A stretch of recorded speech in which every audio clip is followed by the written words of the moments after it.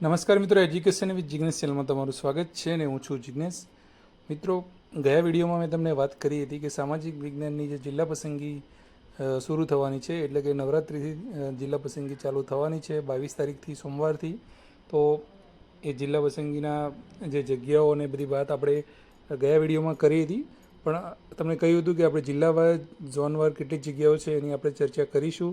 તો આ વિડીયો ખૂબ જ મહત્ત્વનો છે. જોકે જિલ્લાની માહિતી પીડીએફમાં હોય જ છે, પણ અહીંયા થોડી વ્યવસ્થિત કરીને એટલે કે તમને હું માહિતી આપવાનો છું. તો કયા જિલ્લાઓમાં બિલકુલ જગ્યા નથી બતાવવામાં આવી, ઝોન વાઇઝ જેટલા પણ જિલ્લા છે આપણા ઉત્તર ગુજરાત, મધ્ય ગુજરાત, દક્ષિણ ગુજરાત, સૌરાષ્ટ્ર, અને એમાં ઝોન વાઇઝ જે પાર્ટ જે છે એ વાઇઝ આપણે અહીંયા વિડીયોમાં જોઈશું. કયા જિલ્લામાં કઈ કેટેગરીની કેટલી જગ્યા છે, જેનાથી તમને ખ્યાલ આવશે કે તમારે આ ઝોનમાં જવું છે કે ઉત્તર ગુજરાતમાં કયા જિલ્લા ઉપલબ્ધ છે, મધ્ય ગુજરાતમાં કયા ઉપલબ્ધ છે, દક્ષિણમાં કયા ઉપલબ્ધ છે, અને કઈ કેટેગરીમાં તમારી જે છે તમારી કેટેગરી જે છે એની અંદર કેટલી જગ્યા છે અને તમને કેટલો ચાન્સ છે એનો તમને ખ્યાલ આવશે તો આ વિડીયોમાં. અને સાથે સાથે જિલ્લાની સાથે સાથે જે આપણી નગર પ્રાથમિક શિક્ષણ સમિતિઓ જે ચાલે છે એની પણ વાત કરીશું. એમાં પણ કેટલી જગ્યા છે અને કઈ કેટેગરીમાં કેટલી છે બધી જ વિડીયોમાં ખબર પડશે, તો વિડીયોને અંત સુધી જોજો. સૌપ્રથમ વાત કરીએ કે જિલ્લાઓ જે છે હોય છે એની અંદર ઘણા જિલ્લાઓ એવા હોય છે કે જેમાં જગ્યાઓ નથી બતાવવામાં આવતી. અને આ સામાજિક વિજ્ઞાનની વાત કરીએ તો અહીંયા જગ્યા ન હોય તેવા જિલ્લાઓ જે છે એ મહેસાણા, ગાંધીનગર, સાબરકાંઠા, પોરબંદર, નવસારી અને કચ્છ. જો કે કચ્છની અલગ ભરતી સ્પેશિયલ થવાની છે, એટલા માટે કચ્છ જિલ્લો જે છે એને આપણે ગણી શકાય. પણ આ જે 5 જિલ્લા જે છે મહેસાણા, ગાંધીનગર, સાબરકાંઠા, પોરબંદર અને નવસારી, આ 5 જિલ્લા એવા છે કે જેની અંદર જગ્યા બતાવવામાં આવી નથી, એટલે કે બિલકુલ 0 આ સંખ્યામાં બતાવવામાં આવી છે. અને તમે આમાં જોઈ શકો છો કે આ 3 જિલ્લા જે છે મહેસાણા, ગાંધીનગર અને સાબરકાંઠા એ ઉત્તર ગુજરાતના જિલ્લા છે. તો ઉત્તર ગુજરાતમાં 3 જિલ્લાનો જે છે કાપ મૂકવામાં આવેલો છે. અને જે 1 થી 5ની ભરતી થઈ એની અંદર પણ આવા જિલ્લાઓમાં જગ્યાઓ બતાવવામાં આવી નહોતી. હવે આપણે વાત કરીશું નગર પ્રાથમિક શિક્ષણ સમિતિ જે શાસનાધિકારી સંચાલિત હોય છે, અને આપણી જિલ્લા શિક્ષણ સમિતિઓ જે હોય છે જિલ્લાઓ એ હોય છે આપણે જિલ્લા પ્રાથમિક શિક્ષણ અધિકારી સંચાલિત. તો અહીંયા નગર પ્રાથમિક શિક્ષણ સમિતિની જે જગ્યાઓ બતાવવામાં આવી છે સામાજિક વિજ્ઞાનમાં એની આપણે વાત કરીએ તો અહીંયા વડોદરામાં તમે જોઈ શકો છો કે એસટીની એક જગ્યા છે, એક એસસીબીસીની છે, ટોટલ 2 જગ્યાઓ છે. સુરતની અંદર જે છે મ્યુનિસિપાલિટીમાં એ એસટીની 6 જગ્યાઓ છે અને એક ઈડબ્લ્યુએસની એમ કરીને 7 જગ્યાઓ છે. નડિયાદની વાત કરીએ તો નડિયાદમાં ઓપનની 1 અને એસટીની 1 એમ કરીને 2 જગ્યાઓ છે. અને નડિયાદની જ્યારે વાત થતી હોય ત્યારે હું તમને વાત કરી લઉં કે નડિયાદ જે મહાનગરપાલિકા જે છે એની અંદર હું પોતે અહીંયા કામ કરું છું, અને આ જે સામાજિક વિજ્ઞાનની એક જગ્યા જે છે એ એક અમારી સ્કૂલમાં જ છે. આણંદની વાત કરીએ તો આણંદમાં 2 ઓપનની જગ્યા છે, એટલે કે આણંદ મહાનગરપાલિકામાં, અને 2 ટોટલ જગ્યાઓની એ જ છે. મહુવા જે છે એની અંદર 3 ઓપનની જગ્યા છે, એક ઈડબ્લ્યુએસની એમ કરીને ટોટલ 4 જગ્યા છે. અંજાર નગરપાલિકામાં 1 ઓપનની, 1 એસસીની એમ કરીને 2 જગ્યા છે. ભરૂચની વાત કરીએ તો ઓપનની 1 છે, એસટીની 7 છે, ઈડબ્લ્યુએસની 1 છે, અને ટોટલ જોવા જઈએ તો 9 છે. અંકલેશ્વરમાં 3 જગ્યા એસટીની આપેલી છે. ગાંધીનગરની વાત કરીએ તો 11 જગ્યાઓ ઓપનની છે અને ઈડબ્લ્યુએસની 1 એમ કરીને 12 જગ્યાઓ છે. ગાંધીનગર મહાનગરપાલિકામાં કામ કરવાનો મોકો મળી શકે છે. 11 જગ્યાઓ જે છે એમાં આવેલી છે ઓપનની, અને 1 ઈડબ્લ્યુએસની છે. તો આ થઈ નગર પ્રાથમિક શિક્ષણ સમિતિની વાત જે શાસનાધિકારીના અંડરમાં આવે છે. આપણે હવે વાત કરીશું કે જિલ્લાઓની વાત કરીએ કે જિલ્લા જે છે એમાં ઝોન વાઇઝ આપણે વાત કરીશું. ત્યાં સૌથી પહેલાં આપણે સૌરાષ્ટ્રના જિલ્લાઓની વાત કરીએ તો સૌરાષ્ટ્રની જગ્યાઓ કયા જિલ્લામાં કઈ કેટેગરીની કઈ છે તો અહીંયા તમે કોષ્ટકમાં જોઈ શકો છો. તો સૌરાષ્ટ્રમાં આપણે જોવા જઈએ તો રાજકોટની અંદર ઓપનમાં 6, એસસીમાં 1 અને ઈડબ્લ્યુએસમાં 1 એમ કરીને 8 જગ્યા બતાવવામાં આવેલી છે. અમરેલીમાં ઓપનમાં 108, એસસીમાં 14, એસટીમાં 1, એસસીબીસીમાં 5 એમ ઈડબ્લ્યુએસમાં 14 એમ કરીને 142 જગ્યા બતાવવામાં આવી છે. ભાવનગરની વાત કરીએ તો ઓપનમાં 62, એસસીમાં 14, એસટીમાં 4, ઓબીસીમાં 25, ઈડબ્લ્યુએસમાં 12 એમ કરીને 117 જગ્યાઓ બતાવવામાં આવી છે. તો આ જે ભાવનગર જિલ્લો એવો છે કે એની અંદર તમામ કેટેગરીની જગ્યાઓ જે છે એ બતાવવામાં આવી છે.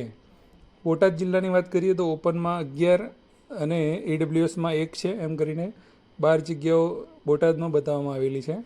દ્વારકાની વાત કરીએ એટલે કે દેવભૂમિ દ્વારકા જેનું પૂરું નામ છે, ઓપનમાં 59 છે, એસસીમાં 6 છે, એસટીમાં 2 છે અને ઈડબ્લ્યુએસમાં 8 છે, એમ કરીને 75 જગ્યાઓ છે. સોમનાથની વાત કરીએ એટલે કે ગીર સોમનાથ, ઓપનમાં 3 છે અને બીજી કોઈ કેટેગરીમાં જગ્યાઓ નથી. જામનગરની વાત કરીએ તો ઓપનમાં 34, એસસીમાં 7, ઈડબ્લ્યુએસમાં 5, એમ કરીને 46 જગ્યાઓ છે.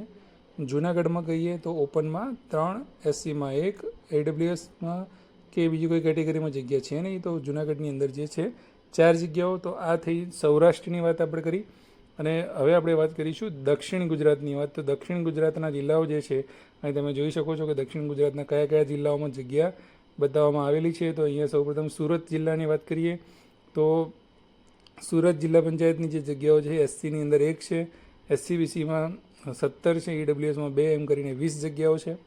ભરૂચની વાત કરીએ તો ભરૂચ જિલ્લામાં એસસીની 1 છે, એસસીની 3 છે, એસટીની 98 જગ્યાઓ છે, એસસીબીસીમાં 23 જગ્યા છે અને ઈડબ્લ્યુએસમાં 14 જગ્યા છે, એમ કરીને 138 જગ્યાઓ છે.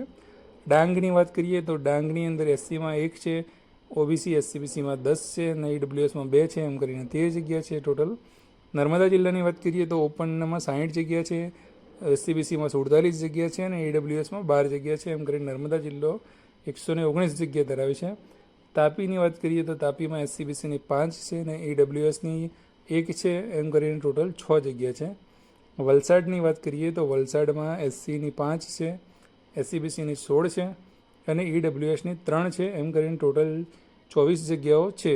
તો આ દક્ષિણ ગુજરાતના જિલ્લાઓની જગ્યા છે. આગળ આપણે વાત કરીએ ઉત્તર ગુજરાતની વાત કરી છે. તો આ ઉત્તર ગુજરાતના જિલ્લા જે છે એમાં અગાઉ મેં તમને જે વાત કરી કે જે ગાંધીનગર છે, મહેસાણા છે, સાબરકાંઠા છે, એ 3 જિલ્લા ઉત્તર ગુજરાતના છે. 3 જિલ્લામાં કોઈ જગ્યા નથી બતાવવામાં આવી, પણ અહીંયા અરવલ્લી, બનાસકાંઠા અને પાટણની અંદર જરૂર ચોક્કસથી જગ્યાઓ છે. તો અરવલ્લીમાં ઓપનમાં 6 છે અને ઈડબ્લ્યુએસમાં 1 છે, એમ કરીને 7 જગ્યાઓ છે.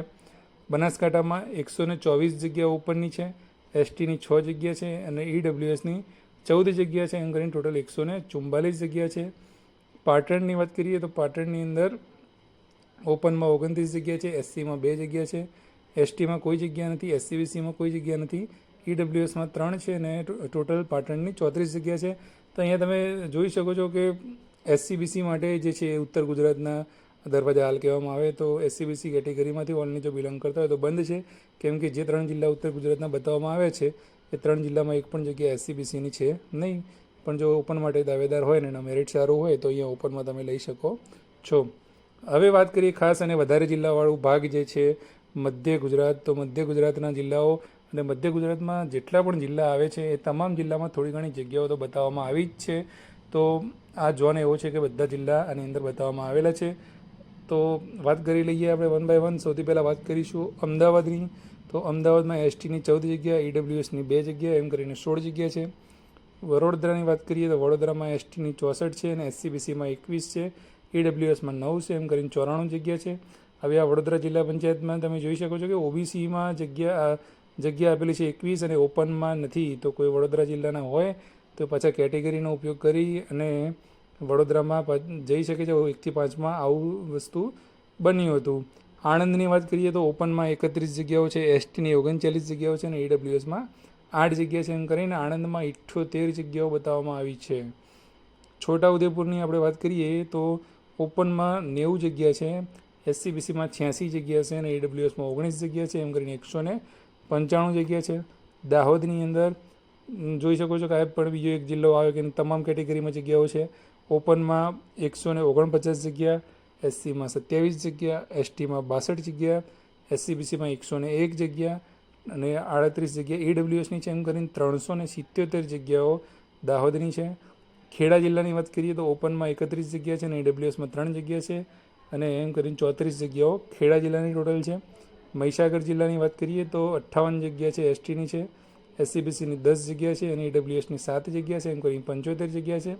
પંચમહાલની વાત કરીએ તો પંચમહાલની અંદર એસટીમાં 160 જગ્યા છે અને ઈડબ્લ્યુએસમાં 18 જગ્યા છે, એમ કરીને 178 જગ્યા છે. તો તમે જોઈ શકો છો કે મધ્ય ગુજરાતના જે પણ જિલ્લા જે છે 8 જિલ્લાની અંદર જગ્યાઓ સારી એવી બતાવવામાં આવી છે સામાજિક વિજ્ઞાનની.